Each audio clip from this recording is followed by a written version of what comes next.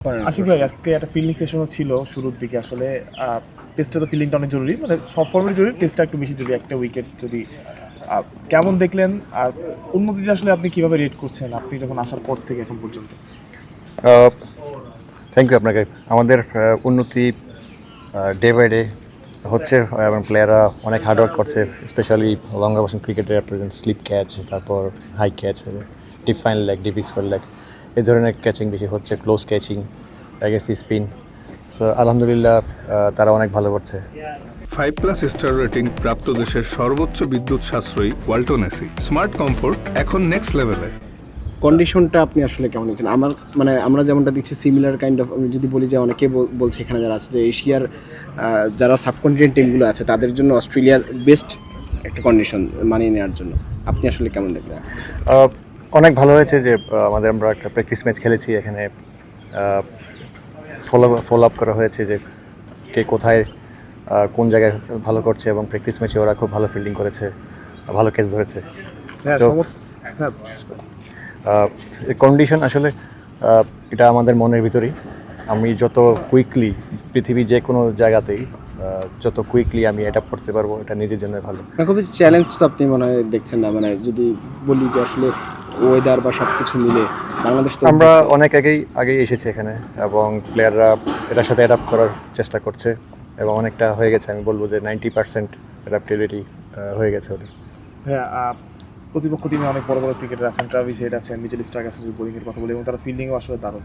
এইসব নামগুলো যখন আসে আসলে আপনার কি সমর্থকদের মনে একটা ভয় আছে? ইভেন যদি আপনি চিন্তা করেন আমরা র্যাঙ্কিং বা অন্য দিক থেকেও একটু ব্যাকফুটই থাকবো সব কিছু মিলে, বাট আমাদের টেস্টের পারফরমেন্স সাম্প্রতিক সময় ভালো। তো আপনার কি মনে হয় যে ওদের সাথে লড়াই করার জন্য বা 5 দিনের ক্রিকেটটা খেলার জন্য আমরা প্রস্তুত আছি পুরোপুরি এখন?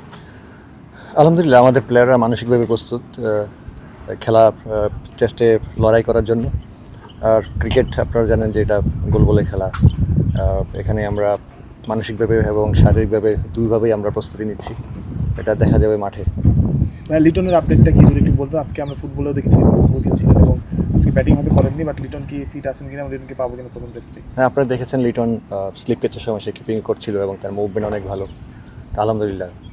আমি যদি বলি প্রতিপক্ষের স্পেসিফিক কোনো নাম নিয়ে, যেমন হচ্ছে 3 পেসার যদি বলি, কামিন্স, হ্যাজেলউড, মিচেল স্টার্ক, যাদেরকে নিয়ে আসলে ওয়ার্ল্ডের অন্যতম বেস্ট বোলার, একই সঙ্গে স্মিথ, ট্রাভিস হেডরা আছেন, সেই জায়গা থেকে আসলে আপনারা কি স্পেসিফিক কোনো নাম নিয়ে আসলে ওইভাবে চিন্তা করেন কিনা, কাজ করেন কিনা প্লেয়ারদের মধ্যে এরকম, নাকি আপনারা অ্যাজ এ টিম অস্ট্রেলিয়ার বিপক্ষে খেলছেন ওইটাই?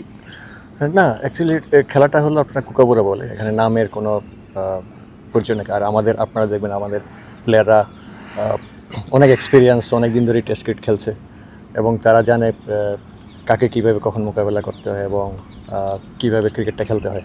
জিম্বাবুয়ের বিপক্ষে সবশেষ আপনারা যে টেস্টটা খেললো টিম, খুবই বাজেভাবে হারলো। একই সঙ্গে প্রস্তুতি ম্যাচেও আমাদের প্রস্তুতিটা খুব একটা ভালো হয়নি। তো সেই জায়গা থেকে আসলে কনফিডেন্সটা আপনি মানে কেমন দেখছেন যে অস্ট্রেলিয়ার এই দলের বিপক্ষে বাংলাদেশ যখন নামবে, আসলে কনফিডেন্সটা কি থাকবে, সেই আত্মবিশ্বাসটা? আমি আসলে বলবো যে সামনে তাকানোই ভালো, যে পিছনে কি যেটা পাস্ট হয়ে গেছে। আলহামদুলিল্লাহ, দেখা যাক সামনে কী হয়।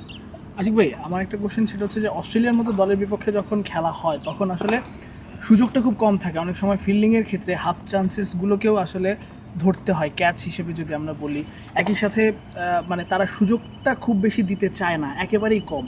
তো সেই জায়গাটা থেকে আপনি আপনার ক্রিকেটারদের প্রতি কী পরামর্শটা দিয়েছেন, এবং সেই হাফ চান্সেসগুলো কীভাবে তারা সেটাকে ফুল চান্সেস করতে পারে?